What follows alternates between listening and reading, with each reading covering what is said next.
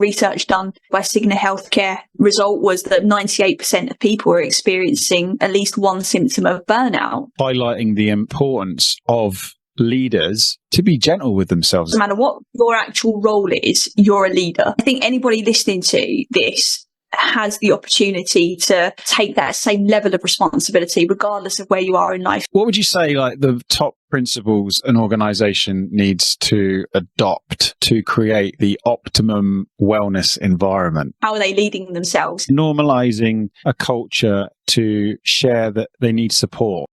Welcome to the podcast. I'm your host, Ewan Corlett, and today my guest is Charlotte Stebbing-Mills. Charlotte is the co-founder of The Wellness Theory, a UAE-based team dedicated to stress relief and collaborative well-being. Widely celebrated for the tailored wellness solutions that they provide, they foster a force for good leadership ethos. Love that. Charlotte and the team are creating powerful, lasting, positive impact in the world and the working world. And well, all I can say to that is, Charlotte's so needed. Good to see you. Welcome. Good to see you, Ewan. I'm so happy to be here. Great to have you here. Great to know you. And I really value your take on this work. I know you've been, I think, around about 20 years now, you've been in the wellness space, right? It's something like that, isn't it? Yeah, coming up to it, yeah. Really excited to talk today about your experience coming into this world of work, the impact that you're having, just learning from your wisdom. So just to kick us off, what led you into this work?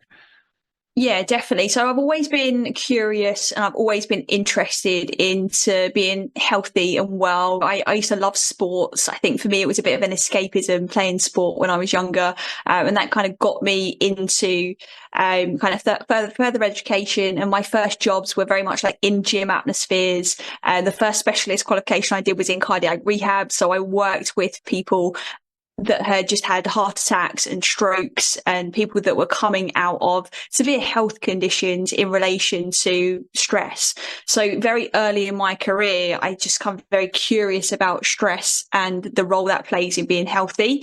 But when I was doing that work, I was always very much like, I felt like they're a bit late in the game. I'm like, if I'd have been here sooner, maybe they wouldn't have had the heart attacks. It was always a very like reactive approach doing that kind of work, which is where I then kind of shifted gears into the prevention way of working, which was very much around working in our traditional health and fitness spaces, which, you know, we all know and love. You know, we all know maybe not know and love, but we all know that we're supposed to exercise and eat a certain way. And for me, that was what I was passionate about. And that took me into the commercial fitness space.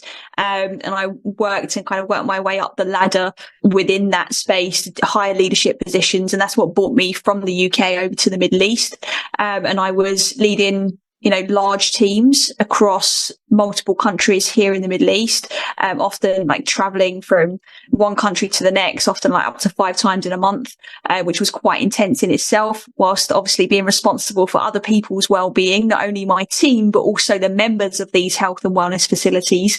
And I loved it.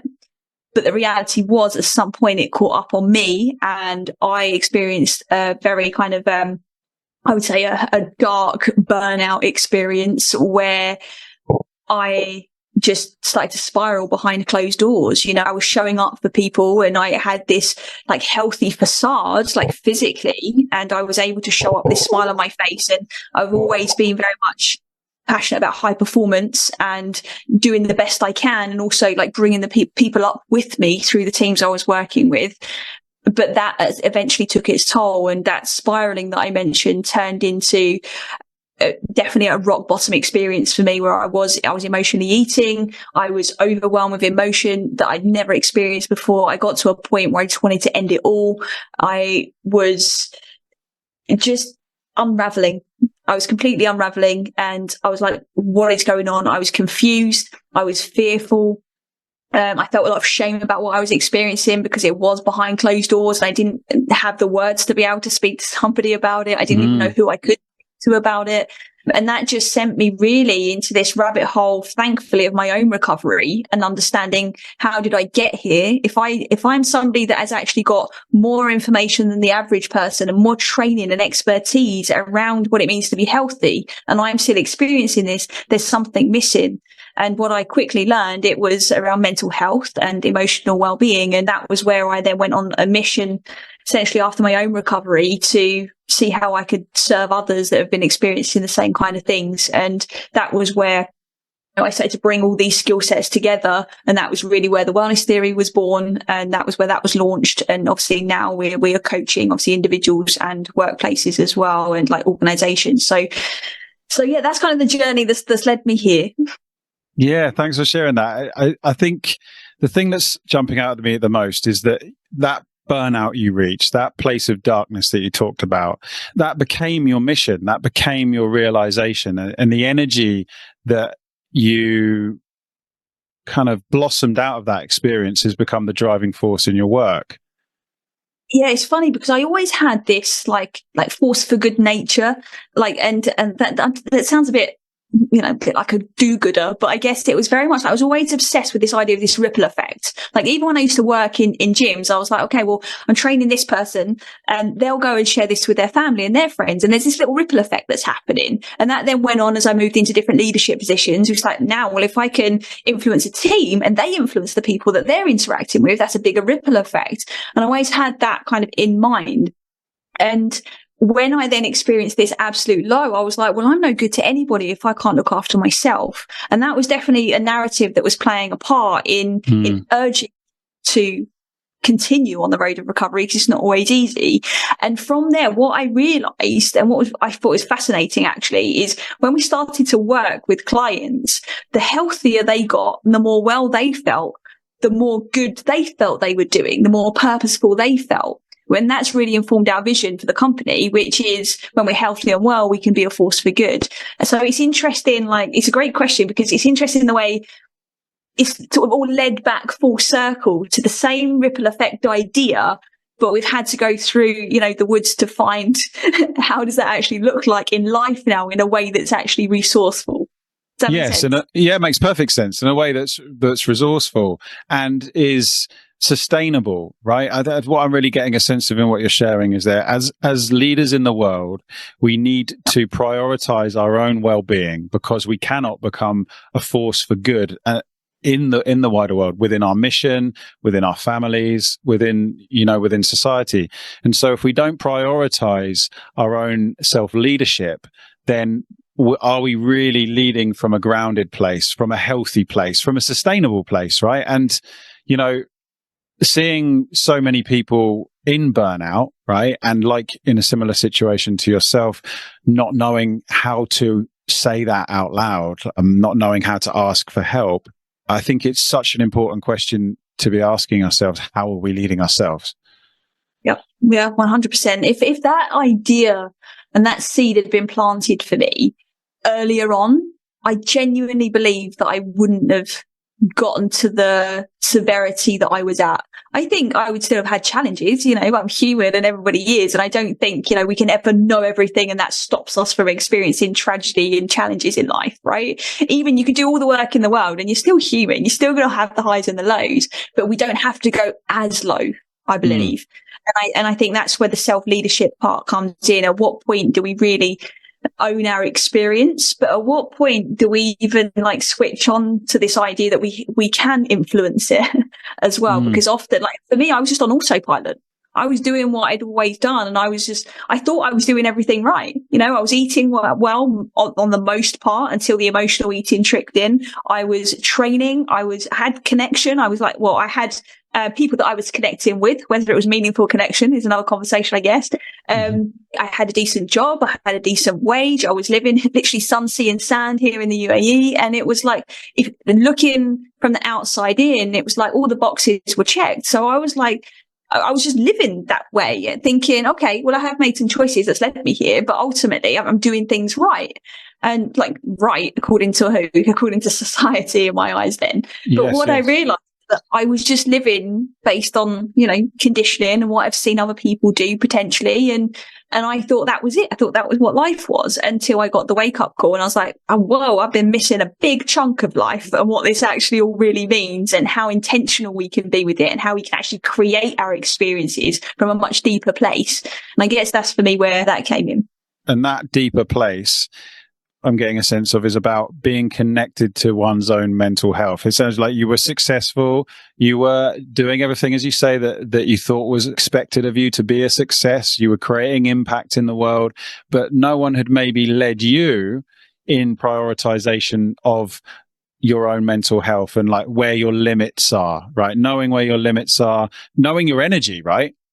Because if we know our energy, then we won't burn out. And we've only got a limited supply, right? We can do many things to increase our energy, like you say.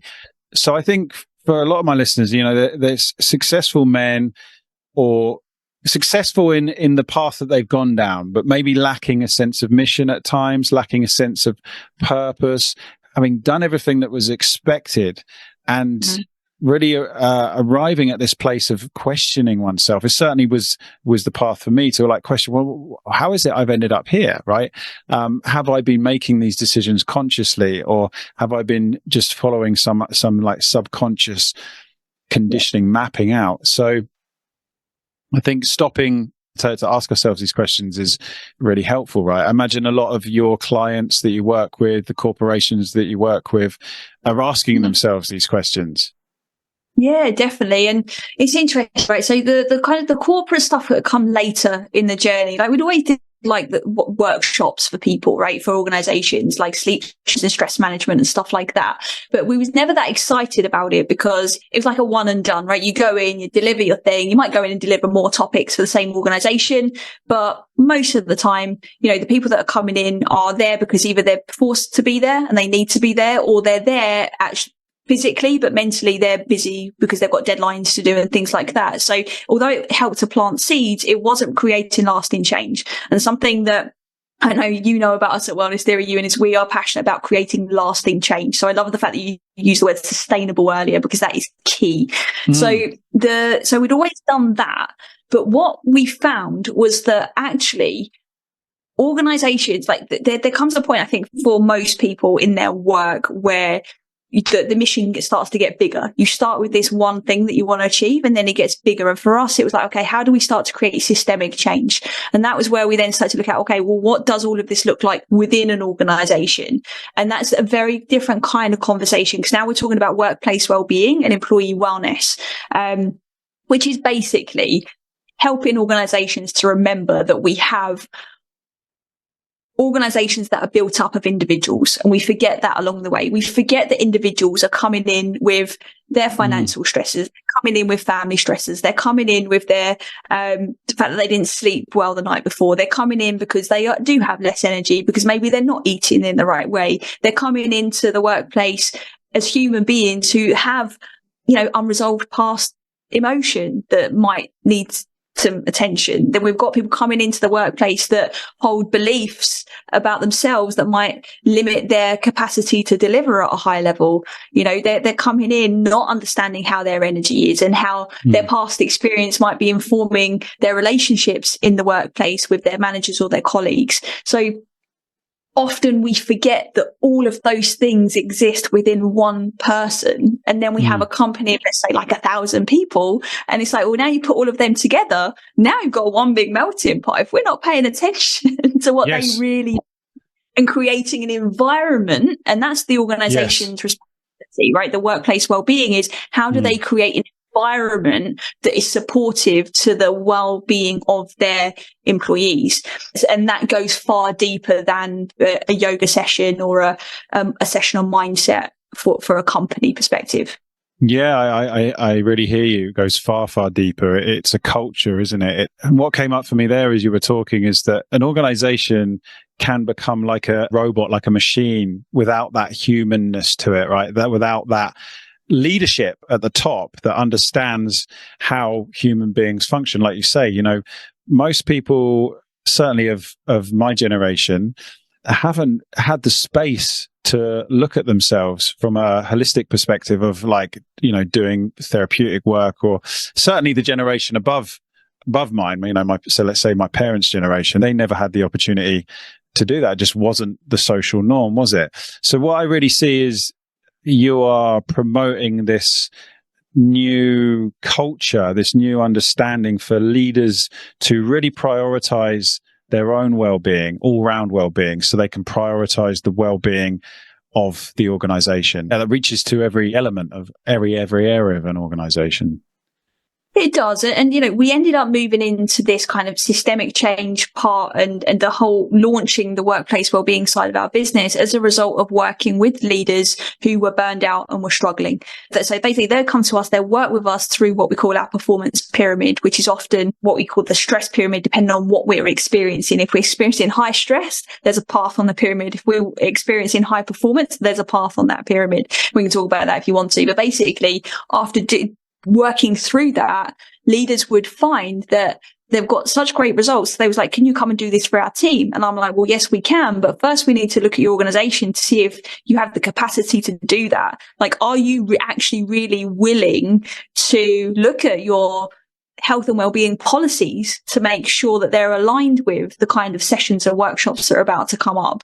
Are you, ready and willing to answer tough questions about why you perhaps have some semblance of discrimination within your organization that need to be addressed? Because 9 times out of 10, employees at work are often stressed, obviously, because of their workload, because of the way they're treated by leadership.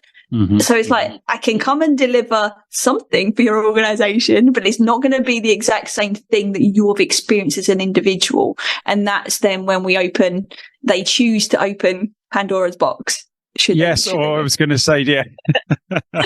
Yeah, so I'd imagine a certain amount of humility from the leadership of an organization is required there. The willingness to look at the way that they're doing stuff and be prepared to digest some uncomfortable truths, potentially, right? If they're putting themselves into your guidance, right, and into your leadership, they're coming to you and saying, hey, Charlotte, Wellness Theory, we need your help. We're willing to trust your expertise. And that means potentially hearing some uncomfortable truths, right? It does, right? And any change does, any change work, whether you're an individual, yes, whether you're a leader of an organization, we all have to look in the mirror at some point and be like, okay, what role am I playing in this? Or what role are the standards that have been set playing in this? And that's all that happens at an organizational level. It's the same thing. And we don't go in and do a big overhaul, obviously. And we use data. It's not just, this is what Charlotte thinks we should do, or this is what the team thinks we should do. It's very much, okay, well, let's understand, where are you as a business? Let's actually measure employee wellness and understand the challenging areas of life for your employees. And then let's look at what they think they need. Let's look at what you think the business needs, because it's not now about us looking at that and losing focus of the business objectives. No, you've got a business to run. You've got a bottom line you need to take care of. So it's about understanding how can we marry the two and integrate both of those goals and good intentions in a way that works for that organization. And it might be that, we work on one core thing for a whole quarter or maybe even a whole year, and we get that right. And then we look at the next thing, and then we look at the next thing. But through the data and for actually understanding where is the business at now in terms of well-being, we can actually then start to prioritize. And at the moment, that doesn't typically happen in the workplace well-being space anyway. That sounds like a good idea. Let's pay some money, bring somebody in to do that and see if it works. And it's not, the decision making is evolving post pandemic. Obviously, we have a different mindset around well-being in general as individuals and as companies, but we're doing better. And this is a very new space, really, although companies have obviously been paying attention to leadership training and things like that. And it's not a new conversation. It's just a more evolved conversation that's happening now. So we're at a choice point are we going to actually start to look at some of the systemic issues that are affecting employee wellness? Or are we going to continue the way we did during the pandemic, which was to offer resources to teams, which is fantastic. And I think every organization should offer something, some mental health support and things like that. But we're not in crisis anymore. So we need to start looking at the root cause. If you imagine during the pandemic, we know that everyone was struggling, or a lot of people were struggling because there was less connection, there was less movement, there was less people to speak to and to, share the burden with. So organizations were putting on webinars left, right and center. Great. But now we're back into the workplace. Now we're back to some semblance of regular life.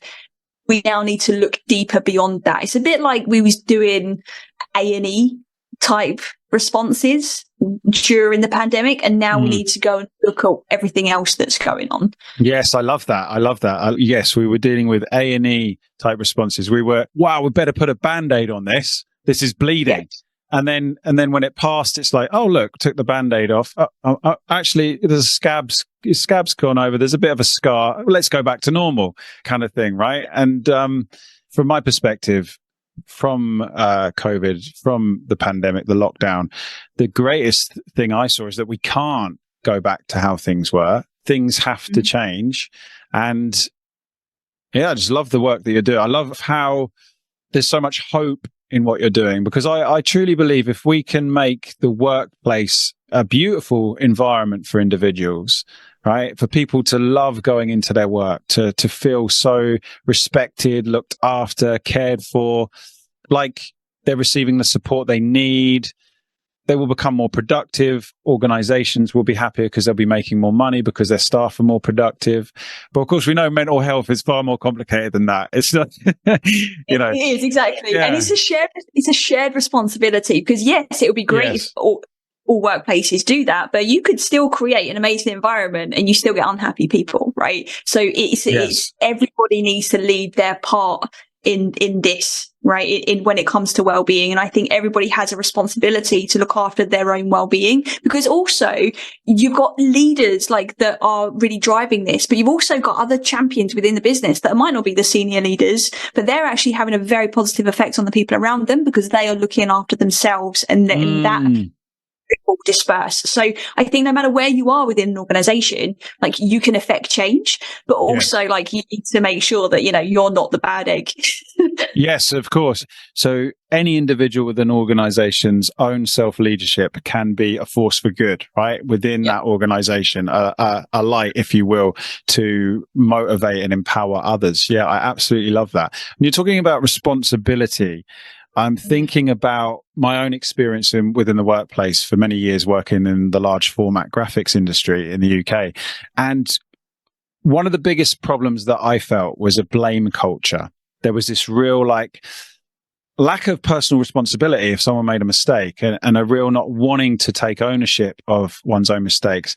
I'd love to hear your experience on that and your take on that. Any thoughts you got on that? Yeah, this is my favorite topic. God, let's dive into this then. So I think it's easy to blame, right? And when we are at work, often work is busy, everybody's under pressure, and it's the obvious thing to do for a lot of people is to blame if something doesn't happen or something isn't working in our favor.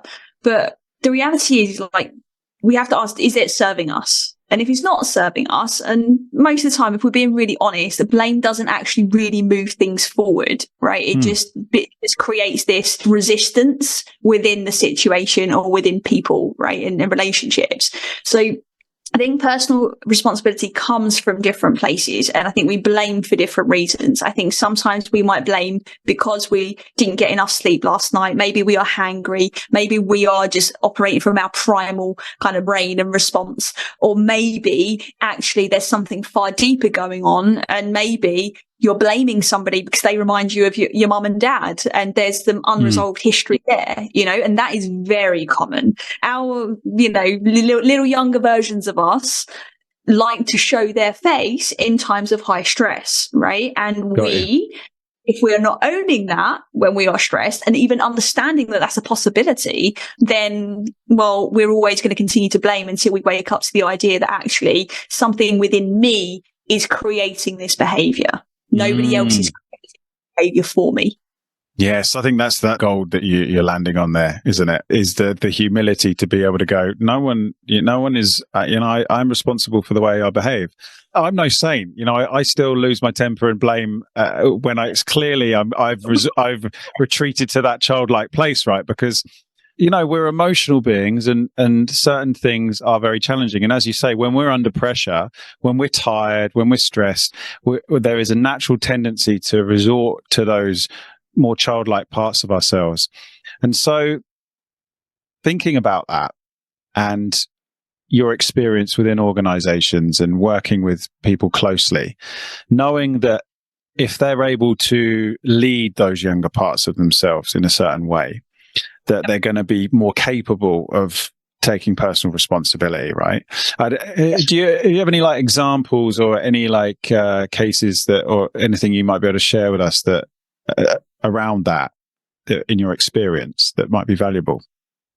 Yeah, definitely. So, but I think a common one is touching on what I said a little while ago around, like, does something remind you of like mum and dad or an ex-partner or something like that? Because that's a classic example of when in a workplace something triggers you, right? Something triggers, and then that's our mirror, if we choose to look in it or not, to say what is going on within me. And that's what we would do if we was in a coaching context within the workplace. This is what we would potentially be looking at with individuals. This typically isn't done in a group setting at this stage, but you would be looking at, okay, what is it about this situation? What is it representing for you? And actually getting to the root cause of where is this behavior coming from?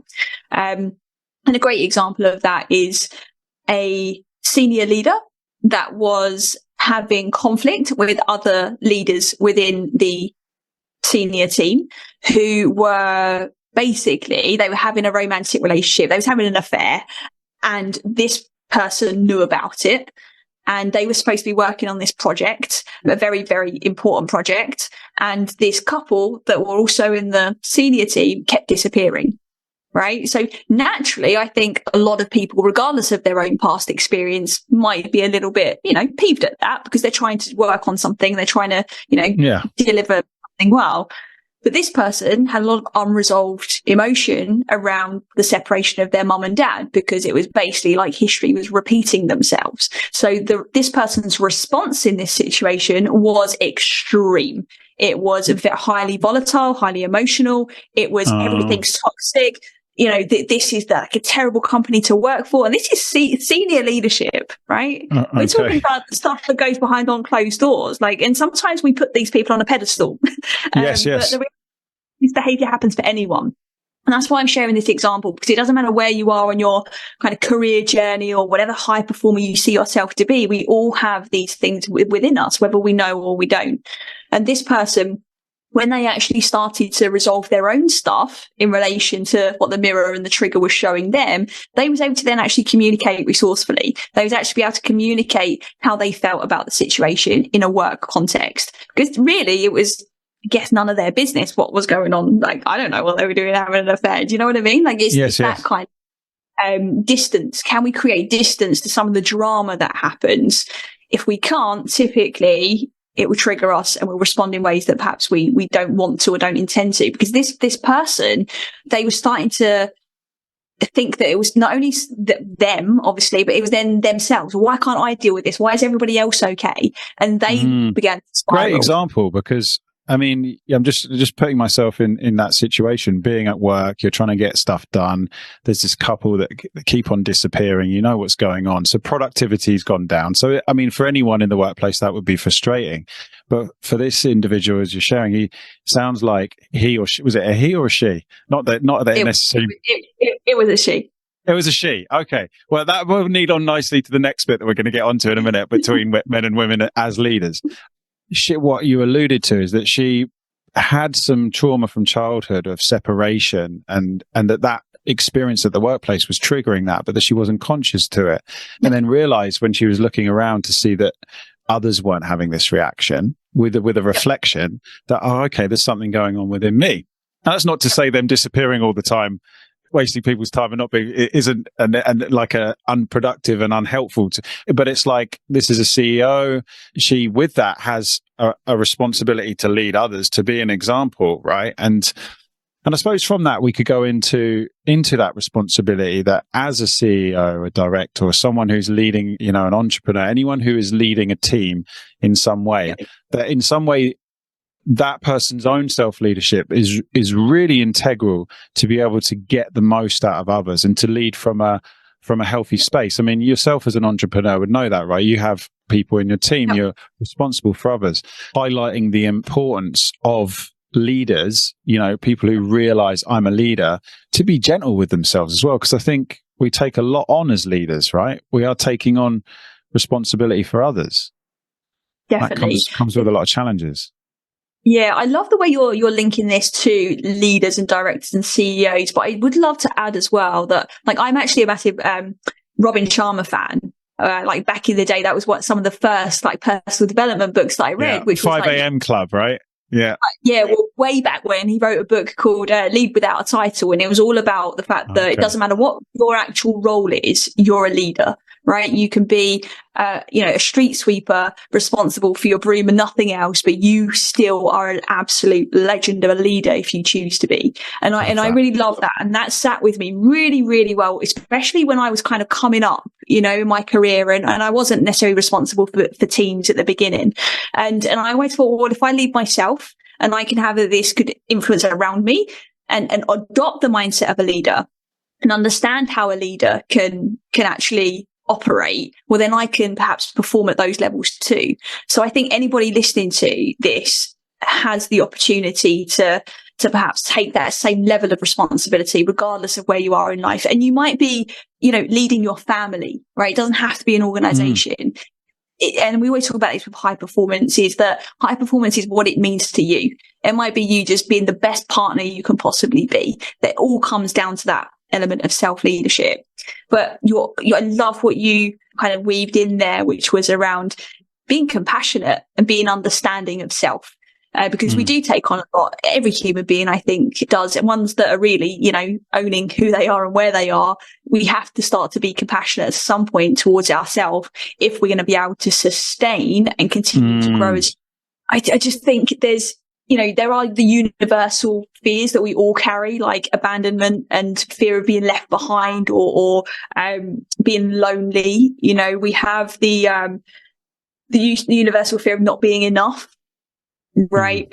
We have this universal fear of maybe not being able to trust that perhaps something's unsafe. And I say universal because we all experience them regardless of role, gender, race, everything.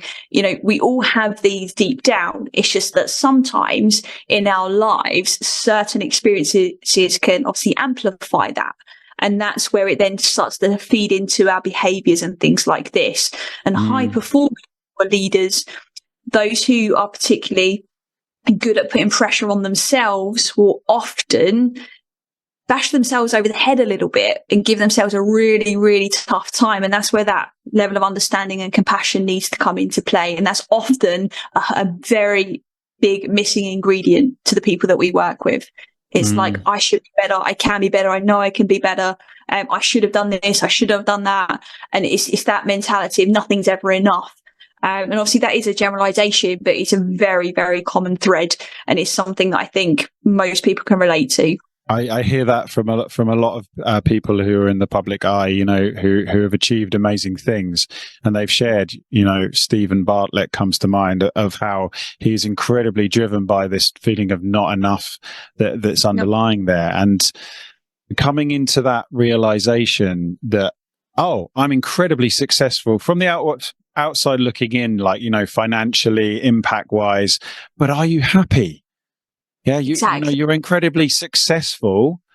Yep. But how do we measure success? We measure success simply by the size of our bank accounts. We measure success by the amount of time that we spend with our family.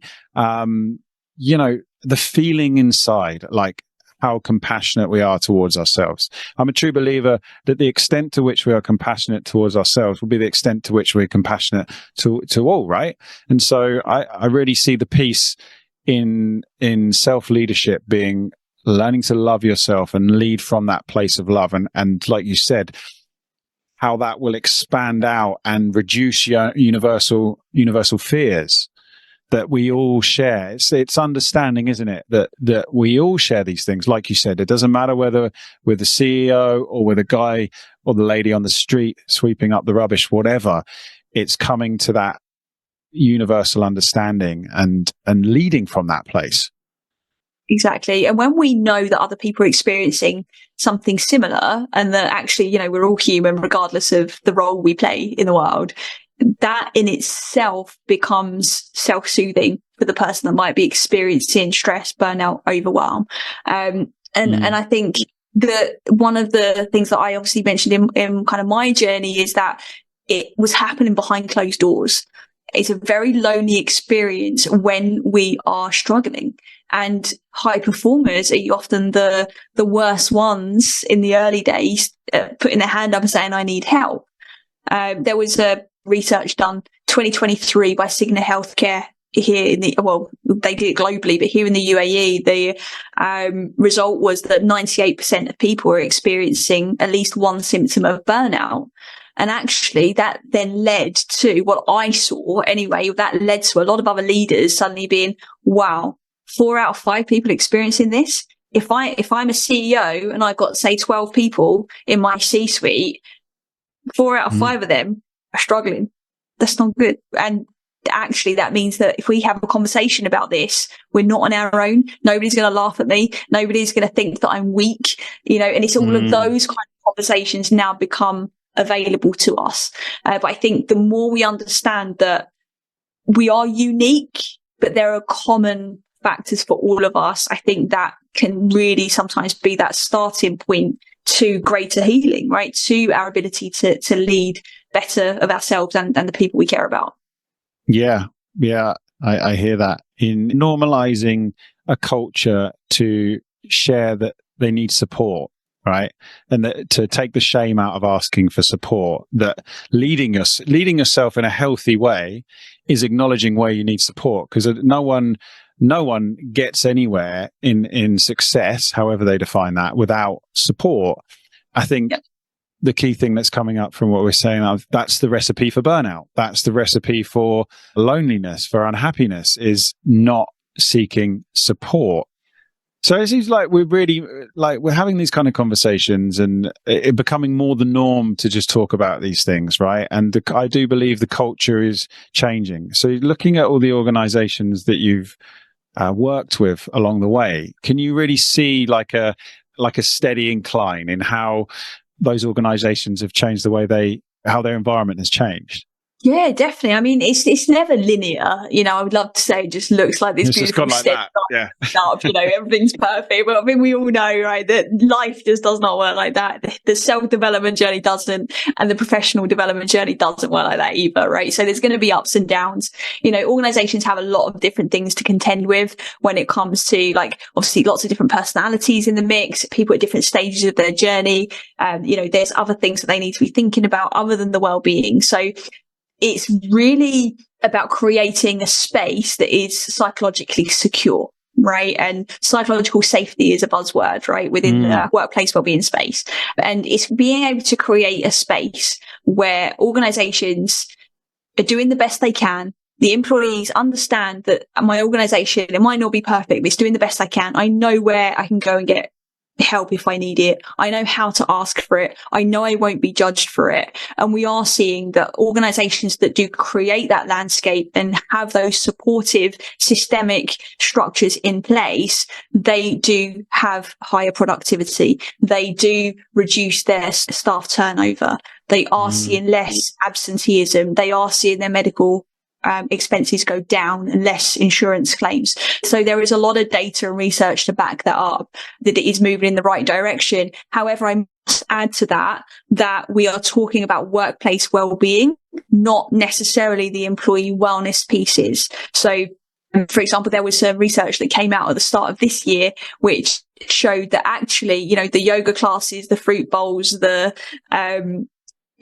laughter sessions and the team building activities, there's no actual financial proof to say that those things are really saving you money or increasing your profit in any way, shape or form, which was a very interesting piece of research to be done, because for a long time, people thought that those were the solutions, but I loved it, even though that might sound weird because that was my bread and butter, going into organizations and doing those kind of sessions for a long time, like back in the day. That's how we used to operate, but we stopped because we didn't think it was creating lasting change. But now there's research to show that it's the workplace well-being stuff. It is the understanding, how do we recognize our employees and how do we make sure there are health and safety protocols in place to support people with mental health issues. Those are the things that are creating the better stats, right? And the better results and KPIs for organizations. It's the workplace well-being stuff, not the nice fun stuff that we like to do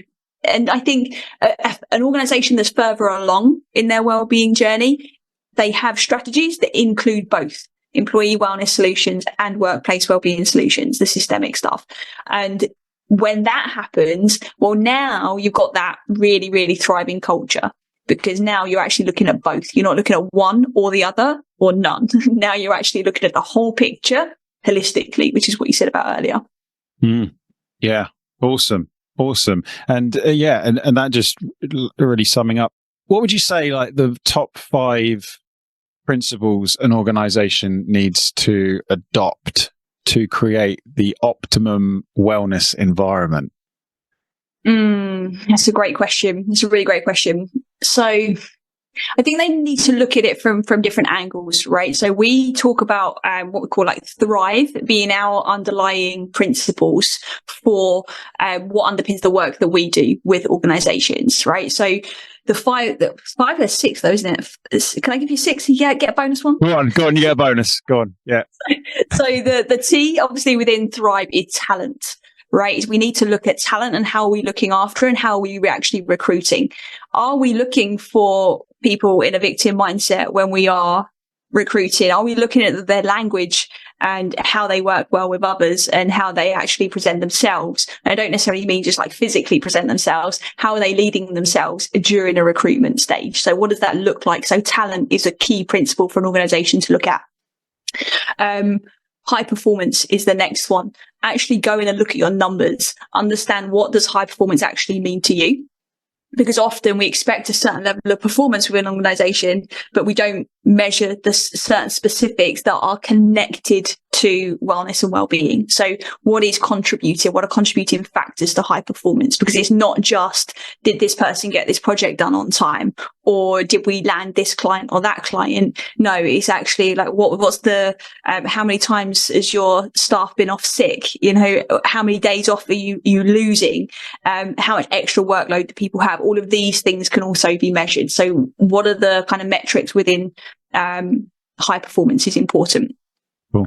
R is the results, right? It is actually looking at those numbers, what actually drives high performance, but actually then looking at the results. What have you tried? What have you changed?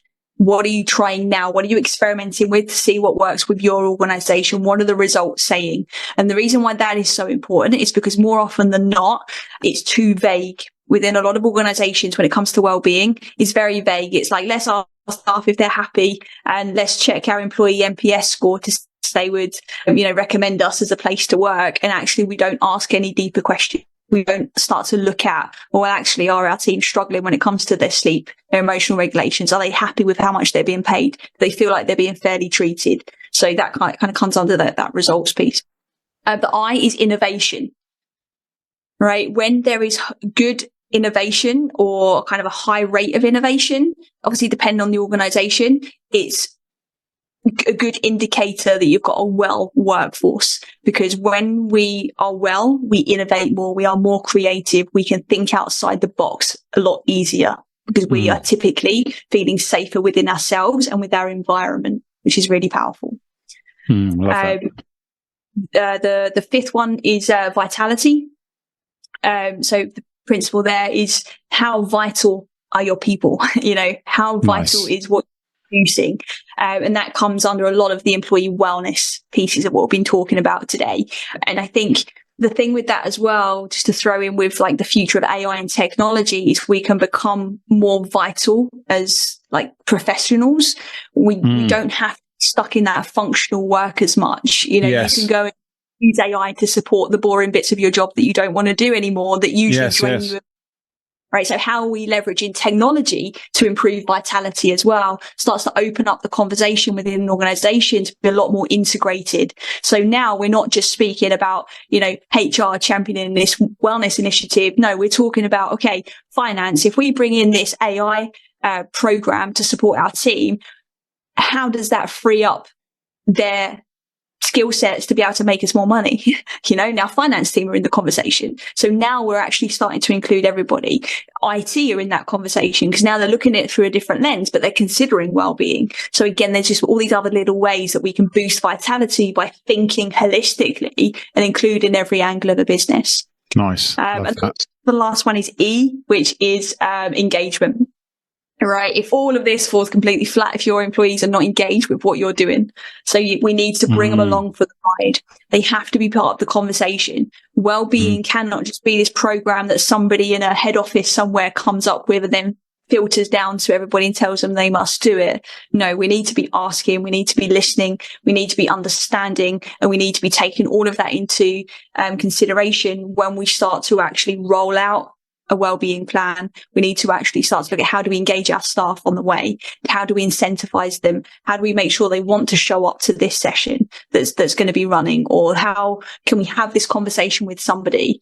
Are they open to it? Have we had those early conversations? Or is this just a surprise on Monday when they come to work and all of a sudden, like, everything's changed and now we're all going to be into positive mental thinking and that kind of thing, right? It's like, how do we really engage and how do we look deeply at what's going on and listen to that? Yeah, I love that. Vitality, engagement, innovation, really powerful words. Thrive. Okay. Thrive, not thrive. That would be 5. Thrive. Yeah, you got a bonus one. Got a bonus one. The engagement. I like picking up on the engagement. You know, that people love to feel like their voice matters, right?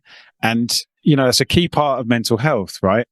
And then we take that a layer deeper just quickly. You know, if you're a child and you're growing up and you don't feel like your voice matters, then there'll be a lot of shame there and you'll feel like your needs don't matter and you'll carry that forward into adulthood. And that will be the way that you lead yourself. And so I really, just from what came up there, you can really see how the workplace can be an environment for transformation, right? Yeah. An environment where individuals collectively can support each other in finding their voice more, in understanding their needs more, and what an incredibly powerful place it can become. And you mentioned AI. Once we start taking away the more robotic stuff and we can come into more of the feeling stuff, because I think people want to connect.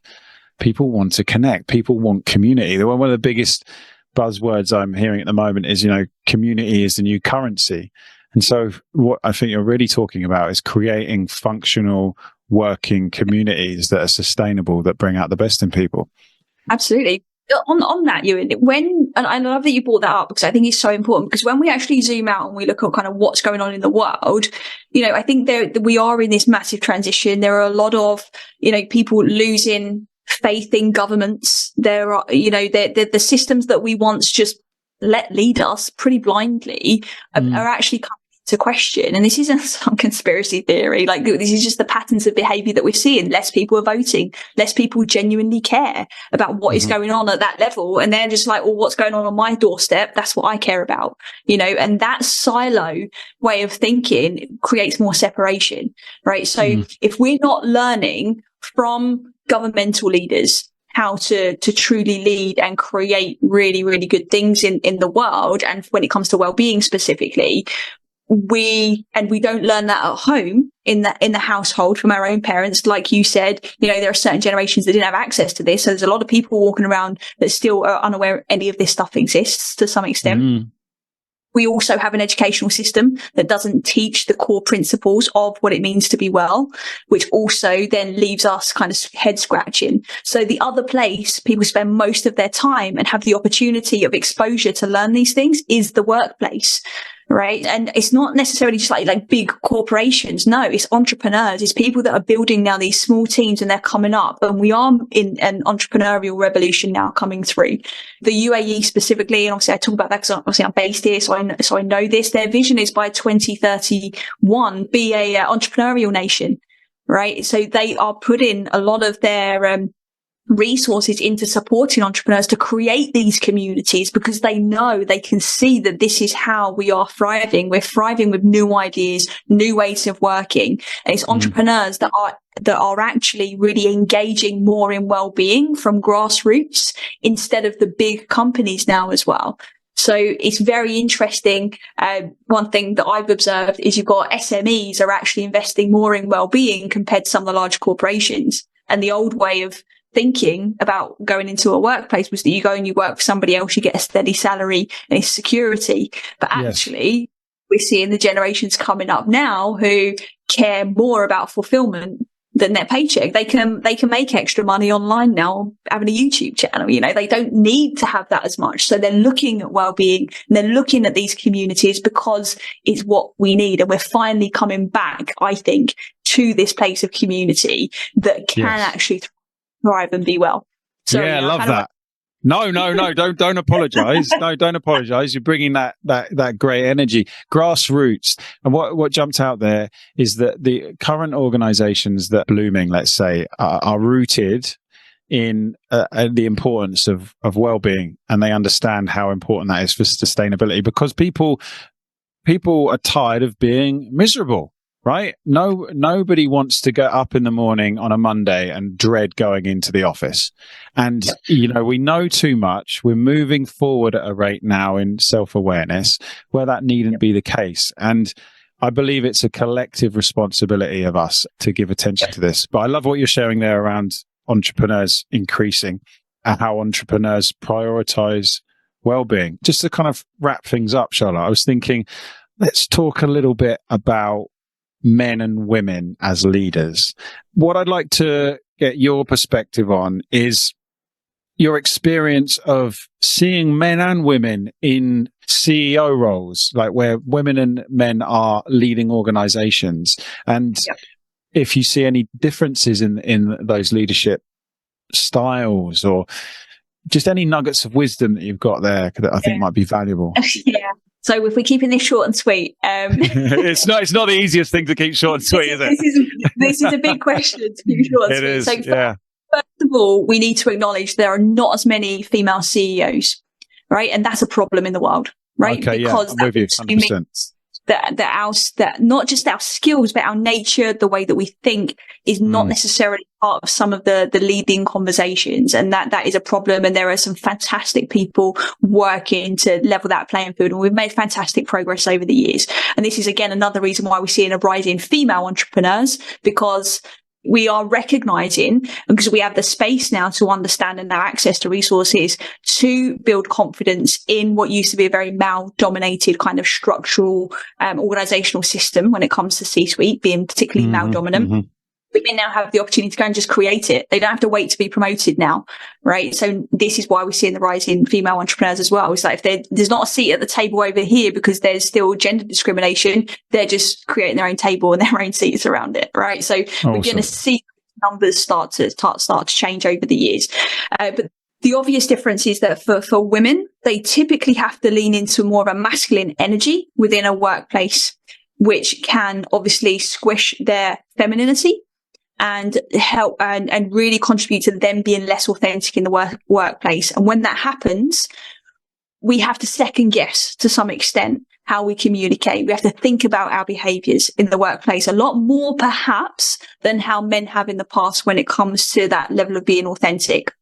But on the flip side of that, we are now in a space where men are actually, I think, a bit scared to say or not say certain things to women because of this imbalance that's been happening. So I think communication is the big issue with the differences between the two.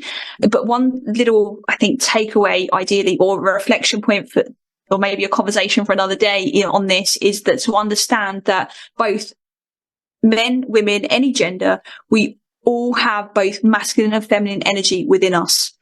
And this is something that drives me nuts, because I think there are a lot of misperceptions around what masculinity is. So men are actually, I think, almost like questioning what does masculinity mean to them versus like, what does society think that is? That's obviously a conversation I know you've been having for a long time now, Ewan, in the work that you do. But I think something that's often overlooked is the fact that men also have feminine energy and vice versa for women. Women also have that masculine energy. And until we start to own that and own both of those within ourselves, it's going to be very hard for us to start to see those things on the surface level, those behaviors in a workplace or in the family home start to shift in a resourceful way. Yeah. Wow. We need another episode, Charlotte. I could pick up on so many things from what you just shared there.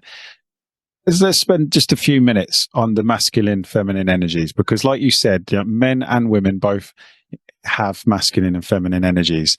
And I think just from my limited perspective, the workplace needing more of those feminine energies. And I love that women are feeling empowered to say, well, if you're not going to put me where I need to be in this organization, I'm gone. Because I see women as in leadership roles, leading from just such a beautifully grounded place. Maybe they find it easier to be a little bit more nurturing, because I see that as more of an easier energy for a woman to connect with, nurturing the mother energy within an organization. And that so many of the wounds for men are in lack of presence of father energy. And so there's a toxicity to that, and a feeling like we must dominate and control and all of this. I've had male and female bosses in the past, and I was a different guy back then, but I definitely appreciated the way that women were leading me. I would echo that. I think we will all behave in relation to our dominant energy, right? So if you've got a male that is perhaps more connected to their feminine energy, they would also be nurturing. I think that is important to say, or more so, let's say. Yes. More approachable, or they might think a little bit more openly about certain things. Whereas when we're in that more masculine energy, both male or female, we tend to think a lot more logically to some extent as well. It's like we see we've got to go from A to B, right? And like that's the goal, that's the mission, that's what we're going to do. Doesn't matter what's going on around it. I think a bit of the issue comes when we take the reality of those situations personally. So just because my male boss wants to go from A to B and he doesn't stop to check in and say, how am I? It's not because he doesn't care about me. It's not because he is not bothered and he doesn't care. It's just because he's trying to go from A to B. Right? And it's that same thing. Like if I take that personally now I'm going to be projecting all sorts of things onto him behaving a certain way just because of that being at play. But if I understood that's just the way he thinks and he's in his masculine energy right now, great. Right. Then I'm like, okay, cool. There, I need to bring him maybe into his feminine energy. How do I do that? And that's where different ways of communicating come into play. Yeah, I really feel that. It's like the shared responsibility of, like, for example, in that example you gave for the woman saying in part there to say, I'd really appreciate it if when you ask me to do things, you could just acknowledge my workload or acknowledge that I've got a lot on my plate already. Sometimes it feels like you're just very short with me. And for him to then reply in some way like, oh, I didn't realize. Thank you for bringing that to me. Like, I just thought we just need to get the job done. But I see how I could potentially be a little bit more considerate to your needs, for example, right? And it's like you say, it's purely communication, right? Learning how to say how we're experiencing others. But of course, we know that a lot of self-work is required to get to that place. So your ego defense is being understood and everything that we talked about today, right? Everything we talked about today. But exactly. Thank you so much. Thank you so much. I will definitely come on again and open up Pandora's box on this topic. I think it's huge. Something I'd love to talk to you more about and hear more of your experience and thoughts on. But thank you so much for coming on. Yeah, it's been great to talk to you. Yeah, thank you for having. So thank you for the work that you're doing. I think it's so, so important. And I love, we've known each other a long time now, Ewan, and I just see the work that you're doing and your ripple effect as well that you're creating. And I just love it. I really do. Thank you. Receiving that, echoing it back at you. Here's to growing ripple effects in the workplace, in self-leadership, and, the world becoming a more balanced and happier place for everyone to live in. Okay? Nice. Yeah. Love that. Nice. All right, Charlotte. See you again soon.